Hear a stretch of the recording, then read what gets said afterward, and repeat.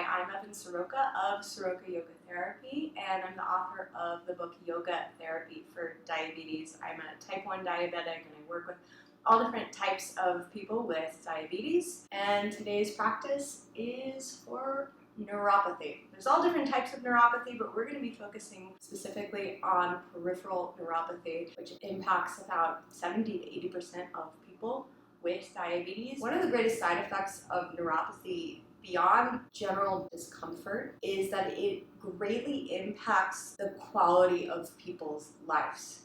So when someone feels pain in their extremities or they're losing sensation, they're going to be losing balance. And oftentimes it inhibits from saying yes to things that are for their personal benefit. Something as simple and routine as walking your dog or being mobile on your feet. Someone with peripheral neuropathy might not feel as confident as they used to be. So this is a practice to progressively build that self-confidence and help reduce the pain, and also to help our mental health, because with diabetes there is a 50% greater chance of developing depression. So through these movements and the work with our breath, we're going to be simultaneously regulating the autonomic nervous system. Given the fact that we're not in a room together, I can only ask you to be your own best guide with these practices. Diabetes can be really stressful, but with practice and these really simple exercises, you can start to increase your range of motion, reduce pain, and improve the quality of your life. We're going to begin seated in the chair. We're going to be working with a variation of Warrior One. Typically we do Warrior One standing, but I really want to emphasize the quality of the upper back here. So we're bringing the legs out of the picture. We're also going to be adding something called breath retention or breath hold. This is slightly stimulating for your nervous system, and it increases your vitality. So to begin, what I'm going to have you do is place your feet under your knees in alignment with your hips. You might need to elevate yourself up a little bit higher. And you're going to reach both of your arms forward. As you do so, I'd like you to try to round your spine as much as you can. Like even flex your wrists a little bit, like you're pushing your hands into an imaginary wall, scooping your buttocks under the body. And from here, I'd like you to take a nice long exhale out your mouth.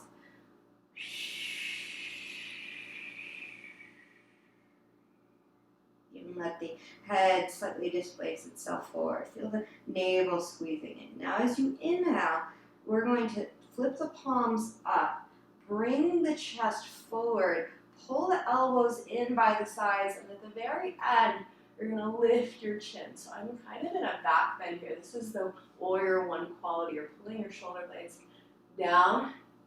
Now hold your inhale in for a moment. And now we're going to exhale and do the same. Push the hands forward, exhale out the mouth. Flex the wrists, scoop your pelvis under the body. And then repeat a little faster this time.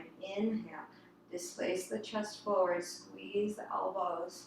You're pulling the arms in by your sides, lift the chin ever so slightly, retract your shoulder blades, hold your breath, count to like 3, maybe 5, and then exhale.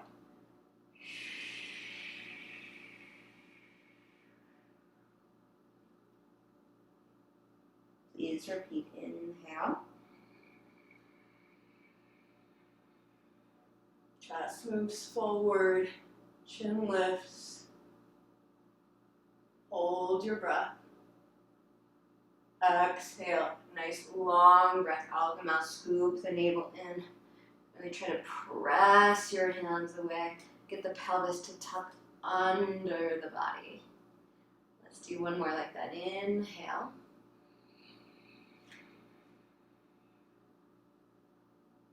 Hold.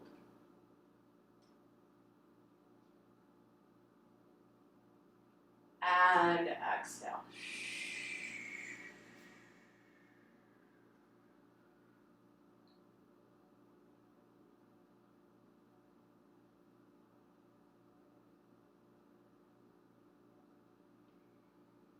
Lower your hands to your thighs, sit up nice and tall, and return to your breath. So we're going to bring awareness into our feet. This is a really simple exercise, but simple doesn't necessarily mean that it's easy. So what I want you to try to maintain is your spinal integrity. I'm sitting upright, using my core, and I'm allowing myself to be open, but I'm not rounded, okay? Really upright. The hands are going to rest either on my thighs or they can be here under the chair, but I don't want you using the chair for your strength here, okay? We're going to lift up the right leg and you're just going to flex the foot. So I'm pressing my heel forward and now I'm going to point the toes, flex the foot, and point the toes.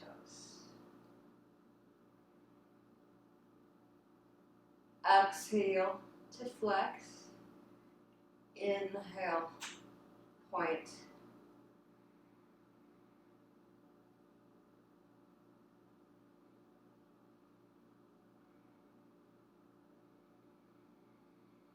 So looking at your foot, you can pay attention to the movements of your right foot and notice how the front of your leg is aiding, especially as you draw back. It's your shin and your quadricep contracting, and when you point the foot, that's your calf contracting, a little bit of hamstring as well. Okay? Let's release, and we'll switch legs here. So left leg lifts, and you're going to point and flex with your breath. Now, if lifting the leg is too much, you can keep the foot down by all means. And it's less effort, but I would rather you be doing the movement of the foot properly, keeping your spine upright, than having the leg up here and you're like, doing all this crazy stuff with your spine. Try to link an inhale as you point, and exhale as you flex. Breathing is really essential in yoga. So I like to teach my students when they're first learning to breathe to purse their lips as they exhale.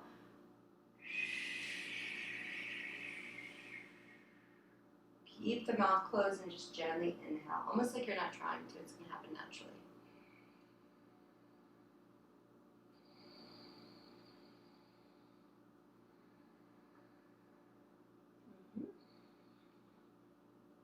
Okay, good work.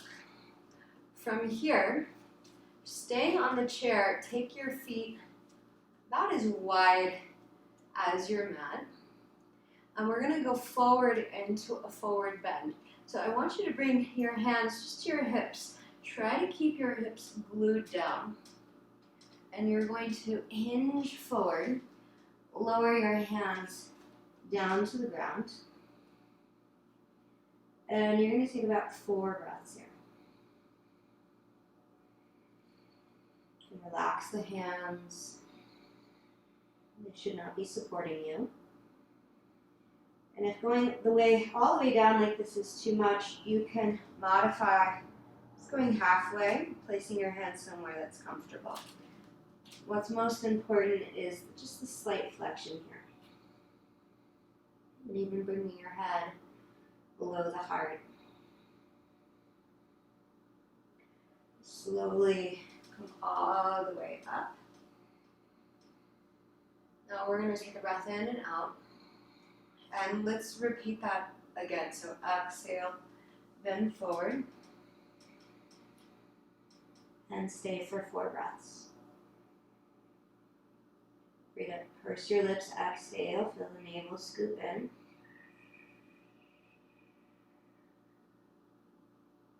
Inhale into the upper back.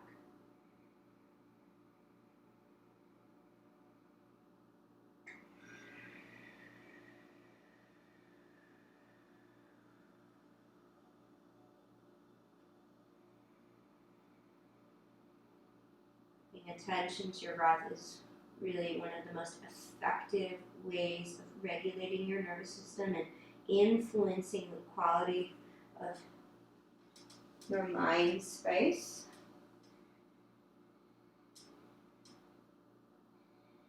When it comes to neuropathy, this is information from our brain into the body. So working with our breath is one way of potentially helping to modulate and protect our brain. Let's do that once again. Exhale, bending forward.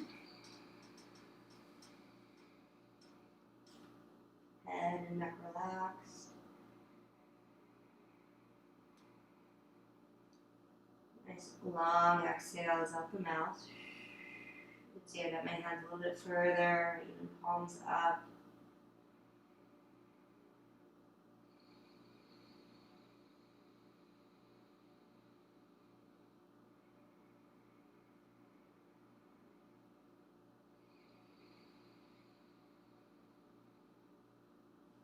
Unwind, sit up. Notice any shifts. And now we're going to cross the right ankle over the left thigh. So if I were to be facing you, I'll give you a front view. The thigh is crossed over. For some of you, you might be up here, and that's totally fine. Eventually, this is going to descend. Just hinge forward and rest your elbows. Relax your hands. Breathe into your hip. Some additional things you could do here: foot circles. Adding one circle with inhale or exhale.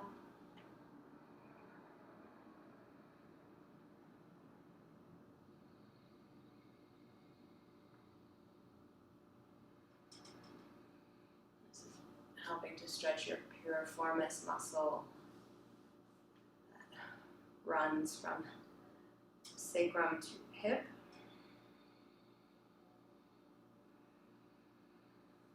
Really important muscle that supports our gait and balance as well. Let's go to the other side. This is my harder side. So just be gentle with yourself. If you feel like you can go deeper, you just hinge a little bit, and maybe you want to do some circles with your ankle.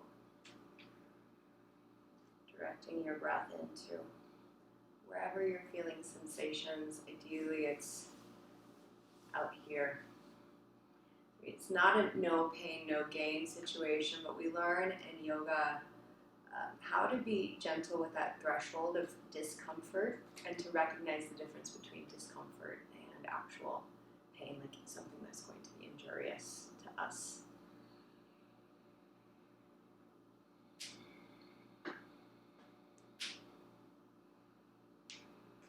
Ooh, lots of cracks in this side for me. Okay, well done. Let's release. And now we're going to come up to standing. Our feet, so we've got the edge of the chair to help us with our balance. I'd like you to first soften your knees and try to tuck your tailbone under your body, okay? So you've got nice activity in your glutes. For me, I'm very quad dominant, so I've got to really focus on this back body helping to drive my movements. You're going to gaze out at the horizon, and what we're going to end up doing here is lifting our heels. So I want you to look straight in front of you. Take a nice long exhale. Now keeping your pelvis tucked under, your glutes squeeze, lift your heels, rise up onto the balls of your feet and press into the inner foot, so the mound under your big toe. And then exhale just as slowly as you lift it up, lower back down. Okay? It's an inhale to come up.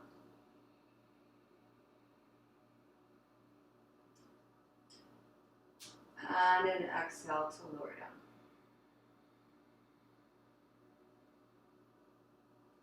To add on here, you could lift one arm at a time.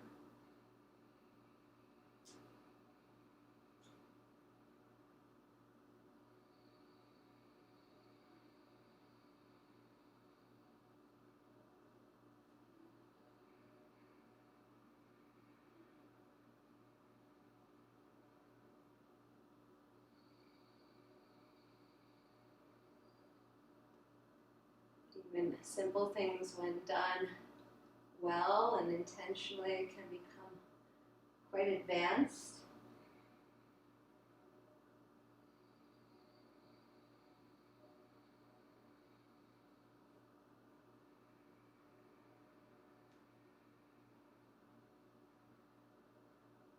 And the next time we lift up, let's stay for 4 breaths. Optional, you can lift the arm, otherwise keep the hand down. Inhale into your upper back.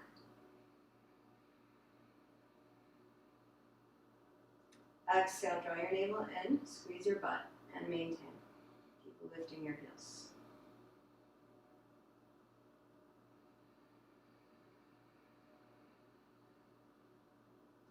Inner arch is lengthening. Your calves are contracting. Your butt is squeezing. Slowly lower back down. Okay, we're going to do it one more time. Lift the opposite arm if you're lifting the arm.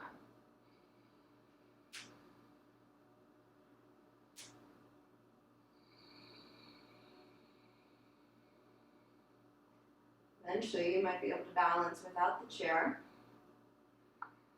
but it's not necessarily the goal. It's really about promoting balance, strength, and for you to feel very efficacious, like you can handle it. And over time, I promise you, the more regularly you're working with these very simple exercises, it's going to start to impact your everyday movements and how comfortable you're going to feel just moving around throughout your day. All right, relax the arms by your sides. If you can, close your eyes and take a few breaths. I am strong. I am steady. I am alive.